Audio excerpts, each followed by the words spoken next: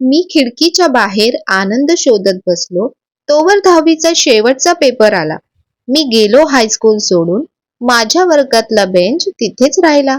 बाहेर जाताना कळत नव्हतं आता येणे परत नाही. आयुष्याच्या पानावर मित्रांनो, शाळेसारखं सुख नाही. आता दिवसाला आणतो मी खूप सारे पैसे कमवून.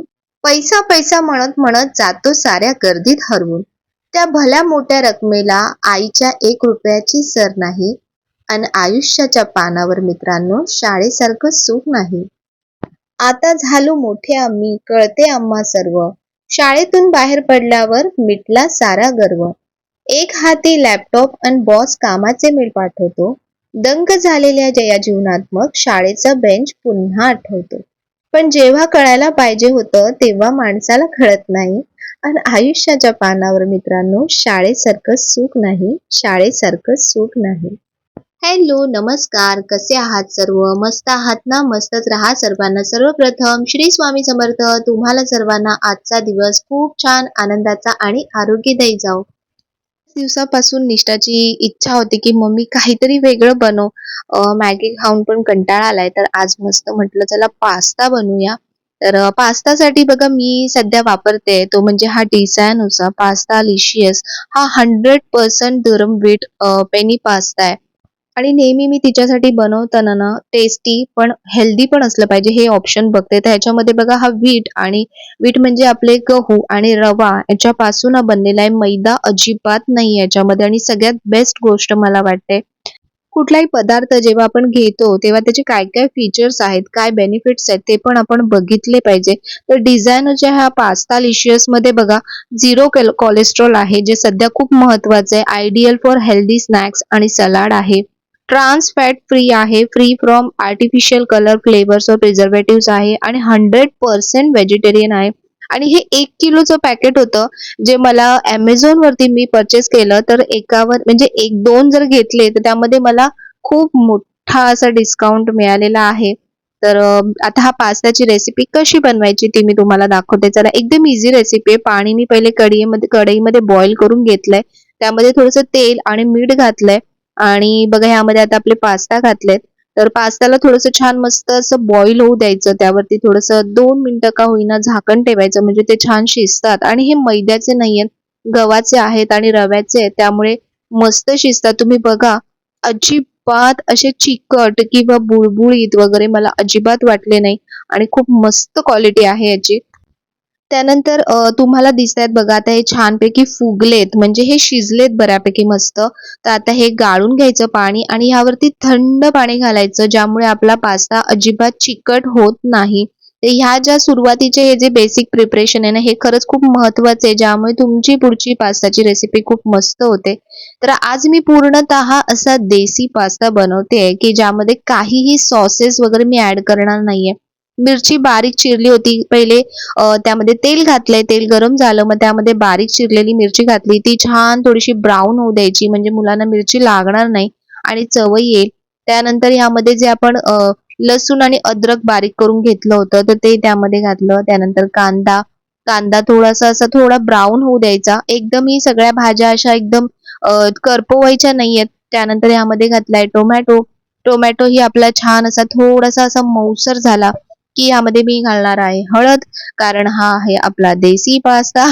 म्हणजे हे लहानही खाऊ शकतात आणि मोठी माणसं सुद्धा खाऊ शकतात. आणि ह्यामध्ये मॅजिक ऍड करतो तो म्हणजे जो मॅगीचा मॅजिक मसाला असतो ना, तो घालायचा, मस्त लागतो. तुम्हाला सॉसेस हवे असतील तर तुम्ही घालू शकतात, पण मी घालत नाहीये सॉसेस. तर त्यानंतर यामध्ये गाजर जे बारीक चिरलं होतं ते घातलं. थोडंसं यामध्ये टोमॅटो सॉस घातलाय, ज्यामुळे छान थोडीशी अशी ग्रेव्ही टाईप त्याला टेक्स्चर येतं मस्त. आणि ह्या ज्या भाज्या आहेत, गाजर मी आधी घातले, कारण गाजर थोडंसं शिजावं लागतं, नाहीतर मग ते कच्चं कच्चं लागतं. तर बघा आता 2 मिनिटं, म्हणजे 1 ते 2 मिनिटं मी छान याला शिजू देते. आणि त्यानंतर आता बघा, यामध्ये ज्या उरलेल्या भाज्या होत्या, यामध्ये तुम्ही तुम्हाला ज्या आवडतात, जशा आवडतात तशा भाज्या सुद्धा यामध्ये ऍड करू शकता. भाज्या एका वेळेला सगळ्या घालू नका, थोड्या थोड्या भाज्या घाला. तर बघा, आता यामध्ये मी कोबी आणि कांद्याची जी पात चिरून घेतली होती, ती कांदा नाही घेतलाय, फक्त पात घेतली त्याची. आणि या भाज्या पण अगदी 1 मिनिट फक्त थोडंसं त्याला एक वाफ येऊ द्यायची, म्हणजे त्या भाज्या पण छान मिक्स होतात त्याच्यामध्ये. तर बघूया चला. तर भाज्यांना बघा मस्त अशी एक वाफ आलेली आहे छान. तर ही जी रेसिपी आहे ना, ही अशी सुकी-सुकीच म्हणजे थोडीशी ओलसर, थोडीशी सुकी अशी दिसेल तुम्हाला. तर पुन्हा एकदा मी मॅजिक मसाला आता परत वरून घातलाय. एकाच वेळेला नाही घातला आणि आता तुम्हाला दिसत असेल, की बघा पास्ता किती मोकळे-मोकळे दिसतात. नाहीतर बऱ्याचदा काय होतं ना, एकदम चिकट-चिकट होऊन जातात आणि मग मुलांना खायला ते आवडत नाहीत, गिळगिळीत लागतात. तर तसे आपले पास्ता नाही झाले पाहिजेत. तर आता ही जी म्हणजे ग्रेव्ही जी होती किंवा ग्रेव्ही नाही म्हणता येणार, सुकी जी ग्रेव्ही भाजीची आहे, जो मसाला आहे तो मस्त असा पास्तामध्ये छान मिक्स करून घ्यायचा. त्यानंतर ह्याच्यावर झाकण ठेवायचं नाही, कारण आपला पास्ता पूर्णपणे शिजलेला आहे. तर बघा असं मिक्स केलं यामध्ये आणि आता भाज्या ज्या आपण चिरून घेतल्या होत्या, त्या परत थोड्याशा वरून घालायच्यात. थोड्या-थोड्याशा म्हणजे अगदी थोड्या-थोड्याशा मी अशा सर्व्हिंगसाठी ठेवल्यात आणि बाकीच्या ज्या भाज्या आहेत आपली पास्ताची जी रेसिपी आहे ती ऑलमोस्ट कंप्लीट झालेली आहे. पण अशी भाजी थोडी वरून घातली ना, तर त्याला असं छान क्रंचीनेस येतो आणि तुम्ही बघत असाल डिझाईनचा हा जो पास्ता लिशियस आहे ना, तर हा खरंच खूप लिशियस झाला होता. खूप मस्त पेनी पास्ता आहे हा आणि सगळ्यात बेस्ट गोष्ट की म्हणजे हेल्दी आहे. कारण ह्याच्यामध्ये आहे 100% दुरम व्हीट आणि सेमोलिना पास्ता. याची जी लिंक आहे पास्ता पॅकेट्सची, तर ती मी डिस्क्रिप्शन बॉक्समध्ये दिलेली आहे. तर तुम्ही डिस्क्रिप्शनमध्ये जाऊन नक्की चेक करा आणि नक्की त्या ऑफरचा सुद्धा लाभ घ्या. कारण 2 पॅकेट्स म्हणजे जवळपास 1 किलोचे 2 पॅकेट्स आपल्याला खूप कमी प्राईसमध्ये मिळतात. तर असा आपला मस्त असा डिलिशियस पास्ता रेडी झालेला आहे. तुम्ही आधीच्या प्रोसिजरमध्ये सुद्धा ह्याच्यामध्ये चीज ॲड करू शकता. मला जास्त चीज नव्हतं घालायचं म्हणून मी थोडंसंच वरून असं क्रश केलंय. तर नक्की असा पास्ता बनवा आणि नक्की मला कमेंटमध्ये सांगा की कसा झाला होता. तर सकाळचा खाना खजाना झाला आणि त्यानंतर आजच्या पूजेची तयारी करूया. बघा पूजेची तयारी करताना मी सर्व सामान आहे ना एकत्रच काढून घेते. कारण नंतर मग आपल्याला सारखं उठावं लागतं मध्ये-मध्ये. ही गोष्ट राहिली, ती गोष्ट राहिली. तर असं होऊ नये म्हणून मी जे पण काही सामान लागतं, तर ते सर्व सामान मी आधीच बघा काढून घेतलंय. आजची शिवामूठ होती मूग, तर म्हणून मूग घेतलेत. त्यानंतर नेहमीप्रमाणे मांडणी केली आणि एक गोष्ट आजची जरा वेगळी होणार आहे ती म्हणजे हा जो फोटो आहे आता आपल्याकडे स्वामी महाराज आणि दत्त महाराजांचा जो फोटो आलेला आहे सुंदर असा हाताने काढलेला आहे. तर तो कुठे ठेवू असं माझ्या खूप मनात चाललं होतं. तर मग नंतर त्यांनीच त्यांची जागा ते स्वतःच निवडतात. तर तसंच समोर ठेवला मी फोटो आणि म्हटलं आज असं पूजा करूया आपण छान. तर सुरुवात आपण गणपती बाप्पाने करायची. तर गणपती बाप्पांचा अभिषेक करताना तुम्ही गणपती अथर्व शीर्ष म्हणू शकता. येत असेल तर एकदम उत्तम. नाहीतर ज्याही देवांचा तुम्ही अभिषेक करता, तर त्या देवांचे जे मंत्र असतात, म्हणजे आता गणपतीचं आपण करतोय अभिषेक, तर ओम गणपतये नमः, श्री गणेशाय नमः असेही तुम्ही मंत्रोच्चार करू शकता. तर सुरुवातीला थोडंसं पाणी घालायचं, त्यानंतर दुधाने अभिषेक केलाय किंवा तुम्ही पंचामृताने अभिषेक करू शकता आणि नंतर पुन्हा पाण्याने मूर्ती स्वच्छ धुवून बाप्पांचं तिथे आगमन केलेलं आहे, स्थापना केलेली आहे. त्यानंतर रुद्रयंत्राची स्थापना करायची आहे. कुठल्याही म्हणजे हे जे यंत्र आहे ते आपल्या मंदिरामध्ये आपण स्थापन केलेलेच असतात. पण जेव्हा आपण एखादी अशी पूजा मांडतो, तर त्या पूजेमध्ये आपल्याला त्या देवांना आवाहन करायचं असतं आणि त्या पूजेमध्ये त्यांची स्थापना करायची असते. तर म्हणून परत अशा प्रकारे स्थापन करायचं असतं. तर बघा तसंच मी रुद्रयंत्रावरती जेव्हा मी करते, तर तेव्हा मी नमः शिवायचा जाप करते आणि रुद्रयंत्राचा अभिषेक जे आहे ते करून घेतला. त्यानंतर भगवान शंकरांचा आजचा जो खूप महत्त्वाचा आहे दिवस सोमवारचा 3रा श्रावण सोमवार आहे आजचा. तर महादेवांच्या पिंडीवरती अभिषेक करून घेते. महादेवांना तसं बघायला गेलं ना तर त्यांना जल म्हणजे पाणी सर्वात जास्त प्रिय आहे.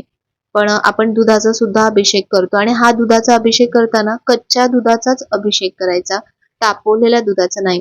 तर अशा प्रकारे दुधाचा अभिषेक करताना तुम्ही नमः शिवायचा जाप करू शकता, तुम्ही महामृत्युंजय मंत्राचा जाप करू शकता किंवा आणखीन तुम्हाला काही शिव महिम्न स्तोत्र वगैरे जे पण येत असेल त्याचा जाप करू शकता. तर बघा अशा प्रकारे आज मी थोडीशी वेगळी पूजा मांडणार आहे. आज मी अशा पात्रामध्ये साईडला अ, दिवे लावलेत आणि त्याच्यामध्ये अभिषेक करते. पण मी खरंच सांगते, की जेव्हा अभिषेक सुरू होता ना, इतकं सुंदर आणि इतकं प्रसन्न वातावरण झालं होतं ना, की तुम्हाला बघतानाच इथे ती प्रसन्नता जाणवत असेल, ती पॉझिटिव्हिटी तुम्हाला जाणवत असेल. माझ्याकडे एक ती पितळेची जी प्लेट आहे, तर त्याच्यामध्ये मी नेहमी मांडणी करते. तर आज माझ्या डोक्यात आलं की अशा प्रकारे थोडी वेगळी मांडणी करू आपण.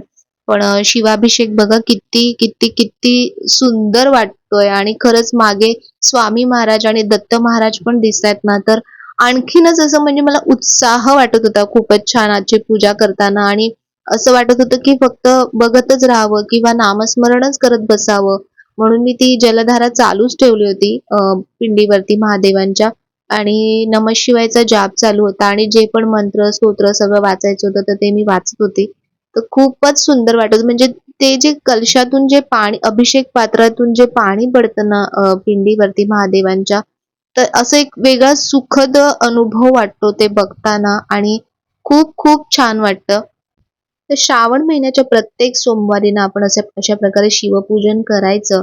ज्यांच्याकडे अशी शिवलिंग आहे त्यांनी शिवलिंगाची पूजा करायची. ज्यांच्याकडे शिवाची प्रतिमा आहे तुम्ही प्रतिमेची पूजा करू शकता.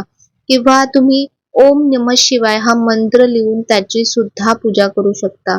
तर शंकरांना जे प्रिय असतं ते म्हणजे बेलाचं, ते एक पान जरी तुम्ही त्यांना आजच्या दिवशी म्हणजे श्रावण सोमवारच्या दिवशी अर्पण केलत ना, तरी खूप पूजेचं पुण्य प्राप्त होतं अशी मान्यता आहे. ज्यांना वेळ नसेल किंवा ज्यांना घरी अशा प्रकारे पूजा करणं शक्य नसेल, तर तुम्ही निदान दिवसातून एकदा तरी शंकरांच्या मंदिरात जा आणि तिथे जाऊन अशा प्रकारे अभिषेक करा किंवा तिथे जाऊन अशा प्रकारे पूजा करा. शंकरांच्या पिंडीवरती बेलाचं पान अर्पण करा. भगवान शंकरांवरती हे जे आपण जलाभिषेक करतो, तर हे पाणी तुमच्या घरातल्या सर्व सदस्यांना आणि तुम्हाला सुद्धा तुम्ही तीर्थप्रसादरूपी हे ग्रहण करायचंय. तर मी प्रत्येक पूजेमध्ये तुम्हाला दाखवलंय की पूजा कशा प्रकारे करायची आहे. तुम्ही रुद्राभिषेक करू शकता दर श्रावण सोमवारी. त्याचा सुद्धा खूप छान अनुभव तुम्हाला येईल. त्यानंतर 108 पानं बेलाची जर तुम्हाला मिळत असतील, तर 108 पानांचा अभिषेक करायचा आहे महादेवांच्या पिंडीवरती. तर बेलाच्या पानाचा अभिषेक कसा करायचा तो मी तुम्हाला मागच्या दुसरा श्रावण सोमवारचा जो व्हिडिओ आहे त्याच्यामध्ये बेलाच्या पानाचं संपूर्ण जे कशा प्रकारे अर्पण करायचंय, काय महत्व आहे, सगळ्या गोष्टी मी सांगितलेल्या आहेत. तर आज मी तुम्हाला शिवामूठ जे आपण अर्पण करतो भगवान शंकरांना, तर त्याच्याबद्दल सांगणार आहे. तिसऱ्या श्रावण सोमवारी शिवामूठ जी असते ती म्हणजे अख्खे मूग असतात.